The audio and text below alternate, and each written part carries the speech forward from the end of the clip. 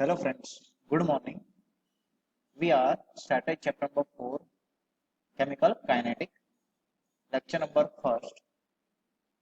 यहाँ पे मैंने टोटली क्वेश्चन में अरेंज करके रखा है सिंपल आपको डायरेक्टली ये क्वेश्चन समझना ही है what is the meaning of the chemical kinetics okay तो फर्स्ट क्वेश्चन है हमारा question number 1 for any chemical reaction chemist try to find out what thing कि हम एज अ केमिकल मतलब केमिस्ट है तो हम रिएक्शन में क्या क्या फाइंड करते हैं तो for any chemical reaction chemist try to find out the first वो क्या फेजिबल है या नहीं वो हमारा क्या फेजिबिलिटी मतलब फेजिबल है या नहीं मतलब वो रिएक्शन हो पाएगी या नहीं हो पाएगी ओके तो the feasible for the chemical reaction which can be predict by thermodynamics at constant मतलब ये थर्मोडायनेमिक्स से हमें क्या पता होना चाहिए कि रिएक्शन हो पा रही है नहीं हो पा रही है हम थर्मोडायनेमिक्स में पढ़ चुके हैं कि इन केस हमारा delta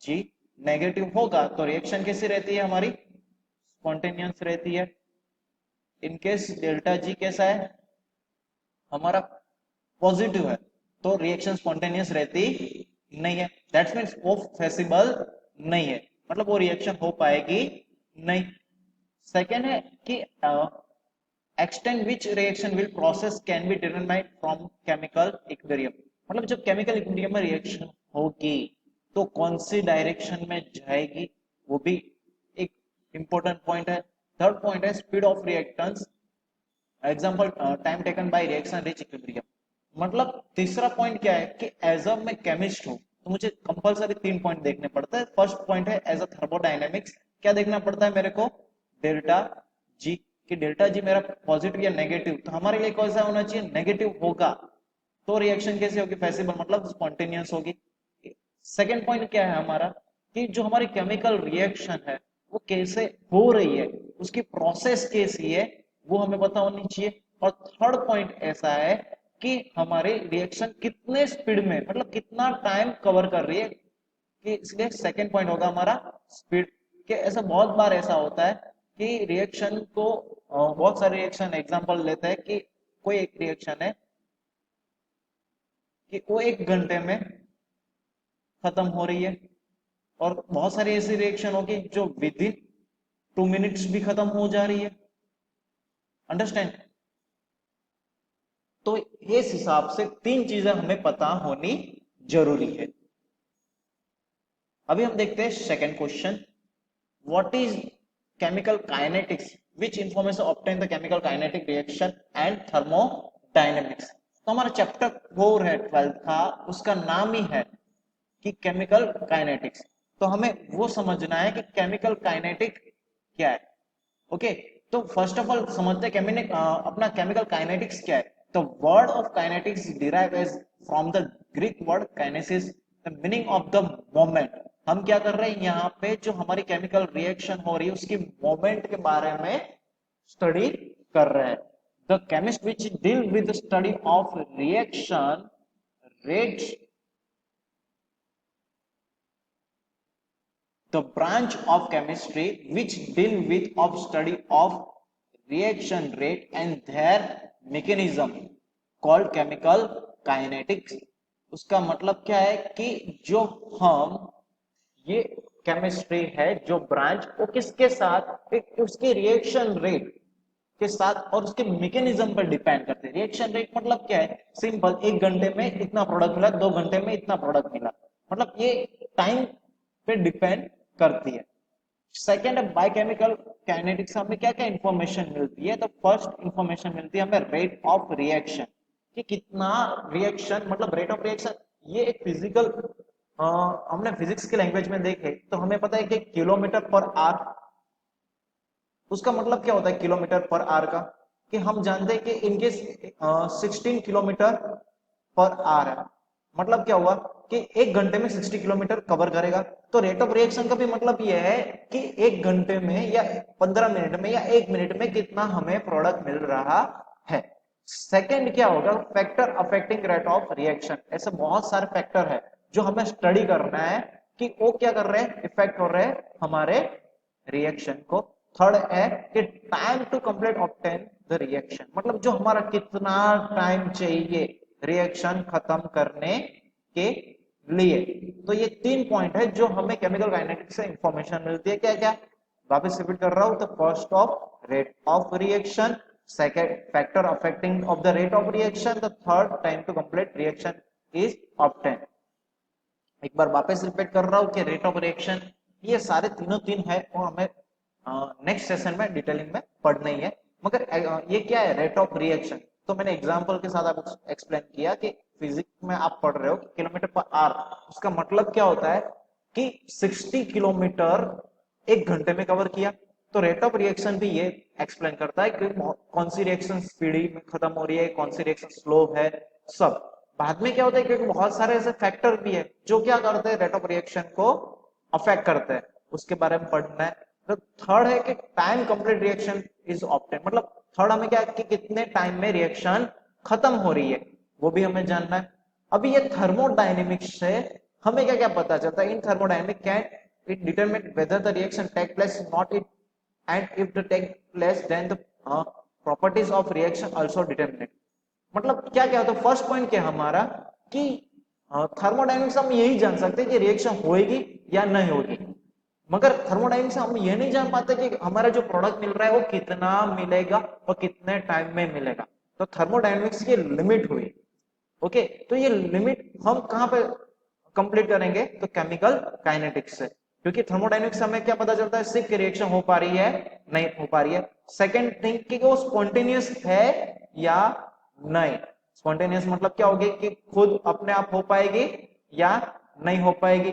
and the third point क्या है हमारा, the rate of reaction not determine the thermodynamics, जो हमारा रेट ऑफ रिएक्शन है वो थर्मोडायनेमिक्स एक्सप्लेन नहीं कर पाता। तो यहाँ पे हमको 3 ड्रॉबैक मिले। तो फर्स्ट ड्रॉबैक क्या था कि वो थर्मोडायनेमिक्स ओनली हमें यही एक्सप्लेन कर पाता है कि रिएक्शन हो पाएगी या नहीं हो पाएगी, और खुद अपने आप होगी या आउट ऑफ कुछ फोर्स लगा के करनी पड़ेगी। और तीसरा क्या है कि वो हमें रेट ऑफ रिएक्शन नहीं दे पाता। ये तीनों तीन ड्रॉबैक किसमें सॉल्व हो सकते हैं, केमिकल काइनेटिक्स में। ओके, तो third question is explain the rate of reaction with example. तो हमें क्या करना है कि अलग अलग रेट ऑफ रिएक्शन के एग्जाम्पल लेने की। रेट ऑफ रिएक्शन के 3 पार्ट में हमने क्लासिफाई किया है। The first part is a very very fast. Very fast मतलब क्या हो रहा है कि रिएक्शन मेरी बहुत क्विक हो रही है, बराबर। जैसे कि हमने आयोनिक रिएक्शन देखी है। ओके, आयोनिक रिएक्शन यहाँ पे एग्जांपल देके AgNO3 और NaCl के रिएक्शन करवाओगे तो तुरंत विद इन माइक्रो सेकंड हमें क्या मिल जाता है, AgCl और NaNO3। और यहाँ पे दूसरा मैं एग्जांपल खुद के हिसाब से देता हूँ कि जितनी भी एसिड और बेस की रिएक्शन है, ओके, जैसे कि HCl प्लस NaOH, ये दोनों की रिएक्शन करवाते हैं, हमें पता चला कि क्या मिल रहा है हमको, NaCl प्लस H2O। तो ये रिएक्शन क्विक हो गए, मतलब थोड़े ही सेकंड माइक्रो सेकंड में खत्म हो गए। तो ऐसी रिएक्शन को क्या बोलते हैं, वेरी फास्ट बोलते हैं। सेकंड आता है very slow reaction.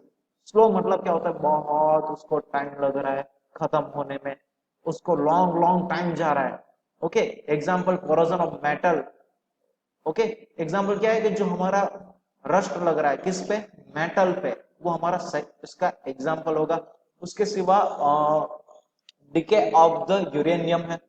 Decay of uranium मतलब क्या होता है कि यूरेनियम में से जो आपको पता है रेडियो एक्टिव वेव्स निकलता है, उसकी वजह से उसका वेट लॉस होता है। तो वेट लॉस होने में भी उसका क्या होता है, बहुत टाइम लग जाता है। ओके, तो थर्ड है मॉडरेट रिएक्शन। मॉडरेट रिएक्शन मतलब क्या, it's not very fast, it's not very slow, मतलब medium. In case very fast हमने क्या बहुत माइक्रो सेकंड में हो रहा है, वेरी स्लो मतलब सालों भी लग जाते हैं। ओके, मैंने बोला कि स्ट्रोंशियम है, एग्जांपल देता हूँ वेरी स्लो का।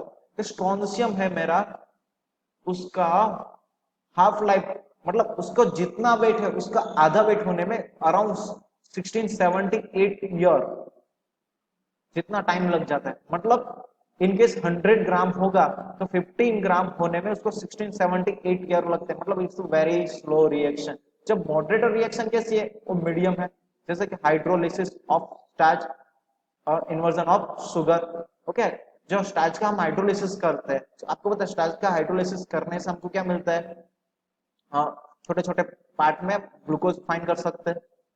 Understand? Okay, the next question is number 4। What is the rate of reaction? हमने देखा कि आगे कि हमारा इंपॉर्टेंट कि रेट ऑफ रिएक्शन क्या है, तो हमें यहाँ पे देखना है कि रेट ऑफ रिएक्शन क्या है। फर्स्ट ऑफ ऑल हम डेफिनेशन एक्सप्लेन करता है कि डिफाइन क्या है। The rate, the change in concentration of reactant and product with unit times called is the rate of reaction. Rate of reaction किसको बोलते हैं कि सिंपल कि जो हमारा रिएक्टेंट और प्रोडक्ट है वो टाइम के साथ जो चेंज हो रहा है, it's known as a rate of reaction. Okay, यहाँ पे उसका इक्वेशन दिया, rate is equal to change in concentration of reactant और प्रोडक्ट डिवाइड बाय टाइम। ये आप देख सकते हो, ये फिजिक्स की लैंग्वेज में कि हमने क्या था कि हमको वेलोसिटी का यूनिट पता है। Okay, displacement upon time. Displacement मतलब क्या होता है, ए टू बी, एक ए है उसके वहां से बी तक जाने के उसको जो टाइम लगता है सेम, तो इसका क्या होगा, जो रिएक्टेंट्स टू प्रोडक्ट कन्वर्ट होने में उसको जितना टाइम लगता है उसके हिसाब से क्या होगा हमारा ये क्या बन रहा है, इक्वेशन बन रहा है। I repeat, rate is equal to change in concentration of reactants of product divide by time, कि कितना रिएक्टेंट्स में चेंज हो रहा है, अदरवाइज कितना प्रोडक्ट में चेंज हो रहा है as per respected time. Okay, यहाँ पे पॉइंट देख ले तो more accurate by the rate reaction is a change in concentration of reactant in unit time. More accurate by rate of reaction is change in concentration of reactant in unit time. Okay, अभी in case आपको पता है कि हमारा reactant, इसका हम क्या करते हैं, यूनिट डिफाइन करता है। इसका रिएक्टेंट का आपको पता है क्या होगा, कंसंट्रेशन है। रिएक्टेंट किस में होती है, कंसंट्रेशन। कंसंट्रेशन हम किस में मेजर करते हैं, तो मोलारिटी, तो मोलारिटी तो पर मोल।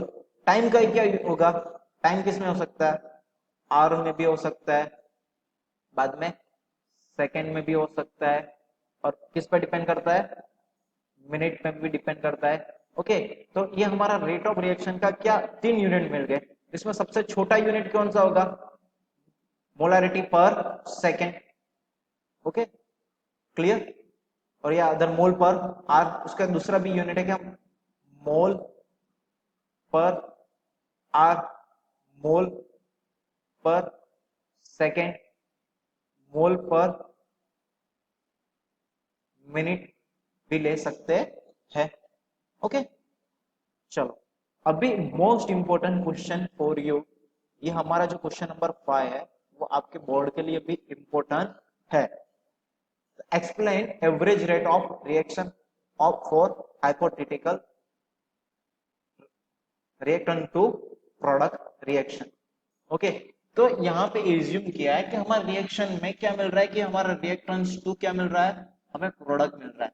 ओके, ये मोस्ट, मैंने बोला इंपॉर्टेंट क्वेश्चन है, ये हमारा कैसा क्वेश्चन है, आईएमपी है। Clear for the board? अभी हमें देखना है कि हमारा रिएक्शन क्या हो रही है, R2P हो रही है। सपोज T1 टाइम पे कंसंट्रेशन R की क्या है, R1 है। T2 टाइम पे कंसंट्रेशन R की क्या होगी, R2। ओके, टाइम मतलब टाइम कितना चेंज हो रहा है, delta T, T2 bye T1। Okay, अभी आपको पता है कि इनिशियल टाइम में ऑलवेज जो रिएक्टेंस रहती है, okay, T is equal to 0 time पे रिएक्टेंस ऑलवेज कितना रहता है, आपको पता है 100% रहता है। कितना रहता है, 100%। मगर जिससे आपको पता है रिएक्शन होगी, जैसे जैसे मेरा टाइम आगे बढ़ेगा, टी टाइम जितना होगा, तो ये रिएक्टेंस आपको पता है क्या होता है, उसकी वैल्यू कम होती है। क्या होती है, वो कम होती है, मतलब डिक्रीज होगी। क्यों, क्योंकि स्टार्टिंग में 100 था, आफ्टर टी टाइम ये कुछ 50%, अदरवाइज 40%, कुछ भी हो सकता है। ओके, डिक्रीज होगा। तो डेल्टा आर मतलब दोनों में डिफरेंट क्या है, delta R is equal to R2 minus R1। और ऑलरेडी हमने यहाँ पे डिक्रीज हो रहा है, इसलिए क्या होता है, the rate of decrease in concentration of reactants R. तो हमारा जो रेट ऑफ रिएक्शन होगा तो आपको पता है उसकी क्या होगा, decrease in concentration of R divide by time. तो क्या होगा, तो मैं लिख सकता हूँ रेट इज इक्वल टू क्या होगा, change in concentration of reactance divide by time. तो हमारा चेंज कितना हो रहा है, आप बोलोगे डेल्टा आर जितना चेंज हो रहा है और डिवाइड बाय टाइम मतलब डेल्टा जी जितना टाइम चेंज हो रहा है, मगर यहाँ पे मुझे आगे माइनस से मल्टीप्लाई करना पड़ेगा। क्यों, क्योंकि आपको पता है कि जब हम R2 माइनस R1 कर रहे हैं तो R2 की वैल्यू कंपेरेटिव R1 क्या होगी, कम होगी। ये R2 क्यों, क्योंकि स्टार्टिंग के पॉइंट में R1 की वैल्यू ऑलवेज क्या रहती है, ज्यादा रहती है। ओके, तो हम ये छोटे में से बड़े को माइनस करेंगे तो हमें वैल्यू कैसे मिलेगी, नेगेटिव मिलेगी। सो वाई यहाँ पे हमने क्या किया, ये नेगेटिव साइन से उसको मल्टीप्लाई कर दिया है। अंडरस्टैंड। सिमिलर जैसे हमने रिएक्टेंट का ढूंढा उसी तरह हम लोग प्रोडक्ट का भी ढूंढ सकते हैं। तो प्रोडक्ट के लिए सोच लिए, इफ द T1 टाइम पे प्रोडक्ट क्या होगी, P1, और T2 टाइम पे प्रोडक्ट क्या मिलेगी मुझे, P2। और टाइम में डिफरेंस कितना है मेरा, आप देख सकते हो टाइम में डिफरेंस कितना है, delta T is equal to, यहाँ पे एक करेक्शन है, यहाँ पे T2 आएगा, T2 माइनस T1। और प्रोडक्ट क्या होगी, delta P is equal P2 minus T1। यहाँ पे मैं दूसरी बात एक्सप्लेन करना चाहता हूँ कि T टाइम होता है T is equal to 0 time, तब प्रोडक्ट हमें कुछ मिलती नहीं है, दैट्स मीन 0% है। कितनी है, 0%। आफ्टर टी टाइम हमारी प्रोडक्ट इंक्रीज होती है, क्यों, रिएक्शन जैसे ही स्टार्ट होगी वैसे ही मुझे प्रोडक्ट मिलना स्टार्ट होता है। मतलब आफ्टर टी टाइम्स हमें प्रोडक्ट कुछ 20% या 30% कुछ भी मिल सकती है, मगर T is equal to 0 time पे प्रोडक्ट कितनी रहती है, 0%। और एज वेल रिएक्टेंस कितना रहता है, 100%। ओके, सिमिलर हमारा इसके लिए क्या होगा, रेट आप लिख सकते हो change in concentration of product divide by time. और यहाँ पे क्या आएगा, सिमिलर जैसे हमने आगे यहाँ पे प्रूव किया इसी तरह delta P by delta T. Okay, अभी देखो कि दोनों इक्वेशन एक किसके लिए था, एक था हमारा ये रिएक्टेंस के लिए था और एक किसके लिए, हमारा प्रोडक्ट के लिए। अभी दोनों इक्वेशन सेम ही है तो हम एवरेज रेट उसको इक्वली लिख सकते हैं कि एवरेज रेट इक्वल टू, ये रेट को स्मॉल आर वर्ड से हम क्या कर सकते हैं, शो कर सकते हैं। तो क्या होगा, minus small R is equal to delta R by delta T is equal to delta P by delta T. तो ये समझ सकते हो आप नेगेटिव क्यों आया और ये पॉजिटिव क्यों रहा, सिंपल। ओके, अभी हम क्या करते हैं, नेक्स्ट क्वेश्चन है जो हमारा क्वेश्चन नंबर 6, उसको हम देखते हैं कि क्या होगा। Question number 6, explain the rate of reaction depend on concentration and temperature, average rate depends on. Okay, explain हमें क्या करना है कि रेट ऑफ रिएक्शन किस किस पे डिपेंड करता है, कैसे है, तो हमें क्या करना है, पूरा देखना है और उसके साथ हमें ग्राफ भी एक्सप्लेन करना है।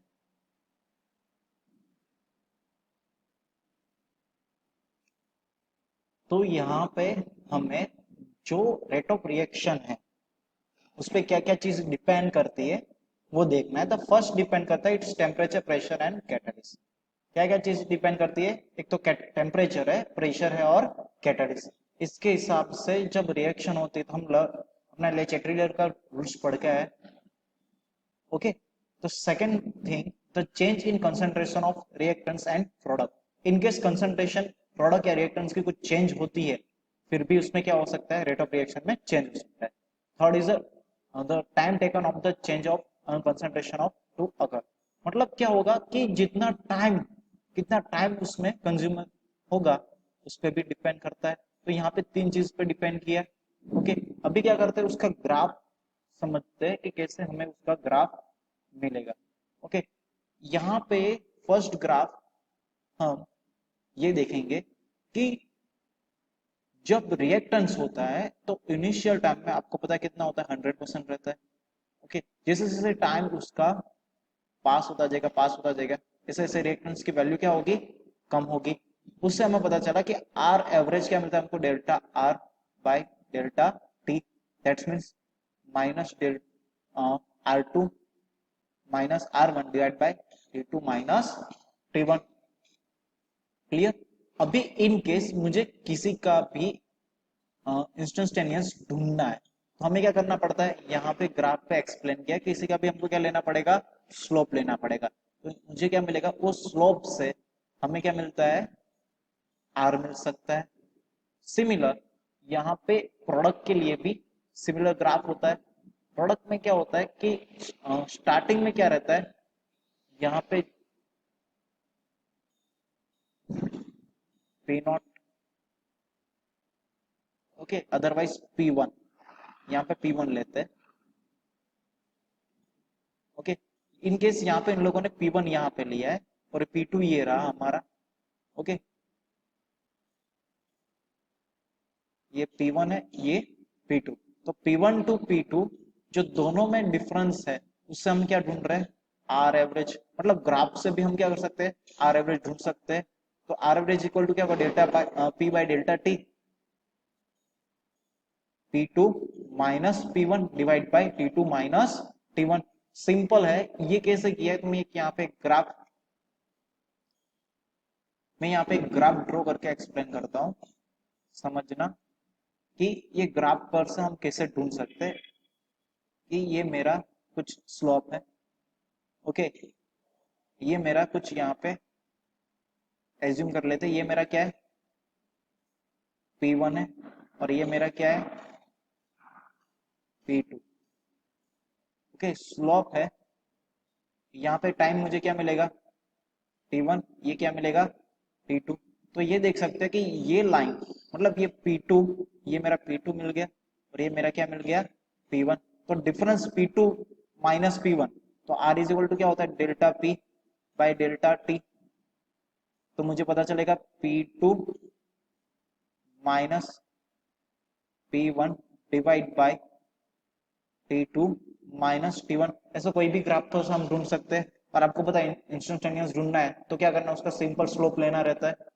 ओके, अभी क्या करना है, उस दोनों के बीच में हम डिफरेंस समझेंगे। कि फर्स्ट डिफरेंट है कि उसका एवरेज रेट क्या होगा, R2 minus R1 means divide by T2 minus T1 means क्या होता है, delta R by delta T, but minus.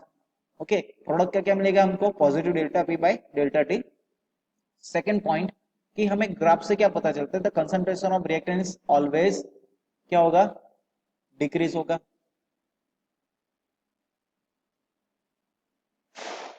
क्या होगा, डिक्रीज। और प्रोडक्ट का क्या मिल रहा है मुझे, स्लोप, इसके हिसाब से कंसंट्रेशन इंक्रीज हो रहा है। यहाँ पे स्लोप मुझे क्या मिलेगा, नेगेटिव। यहाँ पे स्लोप क्या मिलेगा, पॉजिटिव। ओके, जो ग्राफ है एक curve but concentration decrease with time. हमें देखा कि ग्राफ कैसा मिल रहा है, कर्व मिल रहा है, मगर कंसंट्रेशन क्या हो रही है, डिक्रीज। और यहाँ पे सिमिलरली यहाँ पे क्या होगी, इंक्रीज। ओके, और दूसरा कि जहाँ पे इंटरसेप्ट हो रहा है कहाँ पे, तो हमने देखा कि जो हमारा ग्राफ है वो इंटरसेप्ट कहाँ पे आर नॉट पे ही हो रहा है। ओके, यहाँ पे कहाँ पे हो रहा है, तो आप देख सकते हो यहाँ पे पी नॉट पे, कहाँ पे हो रहा है, पी नॉट पे। मतलब यहाँ पे पता चल गया कि हमें 4 पॉइंट मिलते हैं ये ग्राफ से डिफरेंशिएशन की। यहाँ पे कंसंट्रेशन रिएक्टेंट की डिक्रीज हो रही है, प्रोडक्ट की इंक्रीज हो रही है, उसका स्लोप नेगेटिव मिल रहा है, इसका स्लोप पॉजिटिव मिल रहा है। दोनों का हमको कर्व में मिलेगा, मगर एक का कर्व नेगेटिव साइड जा रहा है, किसका, तो नेगेटिव, अपना रिएक्टेंस का कर्व नेगेटिव साइड जा रहा है, और प्रोडक्ट का कर्व कौन सा डायरेक्शन में जा रहा है, पॉजिटिव। ओके, और एक ही जगह पे इंटरसेप्ट हो रहा है, कौन सा, आर नोट पे, वहां पे प्रोडक्ट में इंटरसेप्ट हो नहीं पा रहा है, क्योंकि इनकेस यहाँ पे क्योंकि जरूरत नहीं है, क्योंकि स्टार्टिंग पॉइंट में प्रोडक्ट क्या होती है, पी नॉट ही होती है। Okay, the next question, what is instantaneous rate, how it is determined? Okay, यहाँ पे आपको क्या करना है, इंस्टेंटेनियस रेट मतलब क्या है, सडनली कोई एग्जैक्टली टाइम।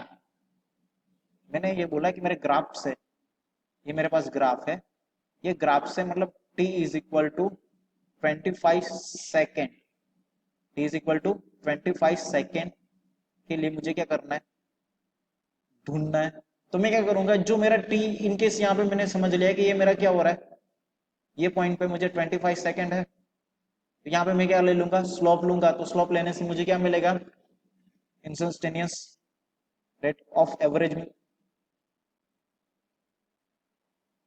वापस मैं रिपीट करूंगा कि इनकेस अपना इंस्टेंटेनियस रेट और रेट ऑफ एवरेज में डिफरेंट क्या है, दोनों rate of average between 2 points of time के हम बीच में ढूंढते हैं, मगर जो हमारा इंस्टेंटेनियस रहता है वो क्या करता है, एग्जैक्ट टाइम पे उसको एक्सप्रेस करता है। जैसे एग्जांपल मैंने यहाँ पे दिया आपको, t is equal to 25 second. Clear, बाकी का सब सिमिलर है, उसमें कुछ डिफरेंट है नहीं। तो क्वेश्चन नंबर 7 के बाद हम क्वेश्चन नंबर 8, जो आज का लास्ट क्वेश्चन है, उसको क्या करेंगे, समझने की कोशिश करेंगे और एक उसके साथ एग्जांपल भी देखेंगे। Question number 8, explain between rate of reaction stoichiometric coefficient balance chemical equation. Okay, यहाँ पे कुछ भी आपको दिया हो रिएक्शन, तो उसको हम कैसे लिख सकते हैं, अंडरस्टैंड कि आर एवरेज का इक्वेशन बाय ये रिएक्शन से जो हमारे दी जाती है उसे हम कैसे लिखेंगे। ओके, तो यहाँ पे एग्जांपल देखिए, Hg plus Cl2 is give to HgCl, तो सिंपल मेरा क्या होगा, R लिख रहा हूं। ओके, तो फर्स्ट आपको पता है ये क्या है, रिएक्टेंस है मेरे HgCl2, तो ऑलवेज ये दोनों इक्वली मिलेगा। तो फर्स्ट क्या होगा, यहाँ पे negative delta in bracket Hg divide by delta T। Okay, मैंने बोला कि इंडिविजुअली सभी का मिलता है, जब हम रेट ऑफ एवरेज या रेट ऑफ रिएक्शन ढूंढते हैं तो इंडिविजुअली हमें लेना है। और दूसरा क्या है, Cl2 है, तो is equal to minus delta Cl2 divide by delta T। Okay, ये रिएक्टेंस खत्म हो गए। अब इक्वली क्या होगा, प्रोडक्ट जब हमने हाइपोथेसिस इसकी प्रूव की थी, तो इसके हिसाब इक्वेशन हिसाब से क्या होगा, प्रोडक्ट भी इक्वली होगी। तो प्रोडक्ट क्या है, हम लिख सकते हैं delta HgCl2 divide by delta T। ये तो सिंपल इक्वेशन था, ऐसा कि A plus B give to AB, इसके आगे कोई कोफिशिएंट हमें मिल नहीं रहा। इन केस कोई कोफिशिएंट होता है तो क्या करना है, उसका भी एग्जांपल देखते हैं। यहाँ पे कोई कोफिशिएंट नहीं है, इन केस कोई कोफिशिएंट है, एग्जांपल लेते हैं यहाँ पे।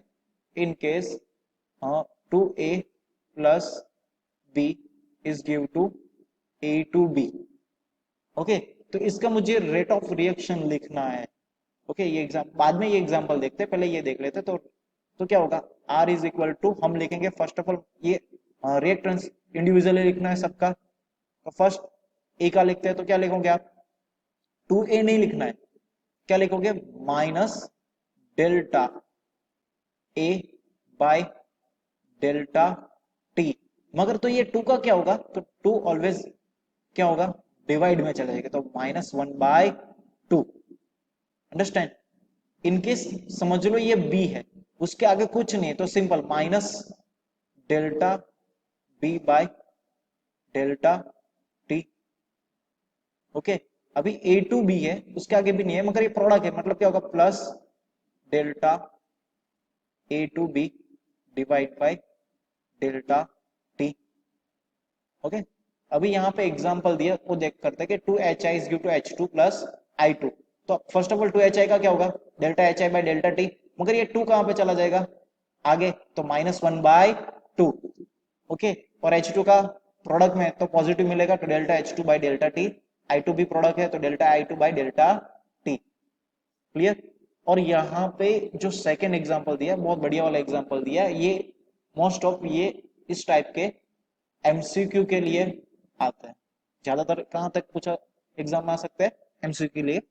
देखते हैं, इसके सिवा मैं भी अपना खुद के एग्जांपल भी दूंगा कि वेलोसिटी किसकी फाइंड करनी है, हमने रेट ऑफ रिएक्शन। तो यहाँ पे 2NH3 is give to N2 plus 3H2, ये अमोनिया का डिकम्पोजिशन है।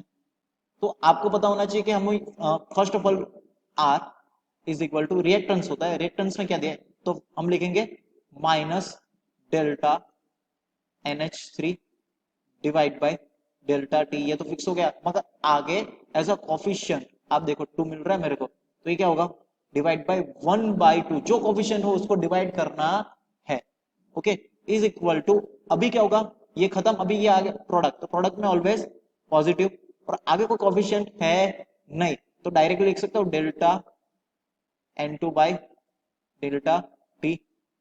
देखो उसके बाद दूसरी प्रोडक्ट क्या मिल रही है, मैंने बोला आप वापस बार बार बोल रहा हूं कि जो कोफिशिएंट रहता है वो डिवाइड में होता है।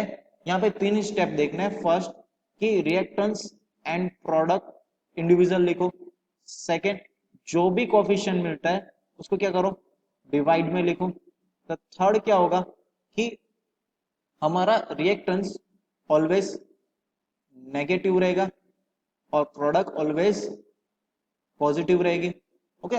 ये 3 स्टेप हमें यहाँ पे फॉलो करना है। तो यहाँ पे लास्ट में प्रोडक्ट है, तो प्रोडक्ट का क्या होगा, आगे आप देख सकते हो कोफिशिएंट 3 है और प्रोडक्ट ऑलवेज पॉजिटिव, तो 1/3 delta H2 bye delta T. इसके सिवा और एक एग्जांपल मैं खुद आपको एक्सप्लेन करना चाहता हूँ कि in case 5A plus 2B is give to A3B plus A2B, ऐसे कुछ हमको ये रिएक्शन है, इसका मुझे रेट ऑफ रिएक्शन लिखना है, तो R is equal to, first मैंने बोला कि इंडिविजुअली सबका अलग अलग हमें लिखना पड़ेगा। अभी ये रिएक्टेंस का लिखते हैं स्टार्टिंग में, तो A का लिखते हैं, तो क्या लिखूंगा माइनस, ये इसके आगे कोफिशिएंट क्या है आप देख सकते हैं 5 है, तो 1/5 delta A by delta T is equal to, आगे क्या है बाद में 2B लिखना है, 2B के लिए क्या होगा, ये आगे कोफिशिएंट 2 है तो -1/2, माइनस क्यों, क्योंकि वो रिएक्टेंट है, तो delta B bye delta T। अभी प्रोडक्ट के लिए, प्रोडक्ट में आगे कोई कोफिशिएंट है नहीं मगर प्लस, तो delta A3B bye delta T is equal two plus A2B का लिखते हैं similar, delta A2B bye delta T। आपको होमवर्क में खुद रेट ऑफ रिएक्शन के इक्वेशन लिखना है, किस किस का, तो मैं यहाँ पे लिख रहा हूँ। First of all equation balance में होना कंपलसरी है, बैलेंस खुद करो, P4 प्लस ऑक्सीजन हमें क्या मिलेगा P2O5, second S6 plus oxygen sulphur dioxide, balance करना कंपलसरी है, बैलेंस करना है खुद को आपको। Third 3A plus 2B is give to A3B2, okay. यहाँ तक आज कंप्लीट करते हैं, बाकी का पोर्शन हम नेक्स्ट लेक्चर में देखेंगे। Thank you.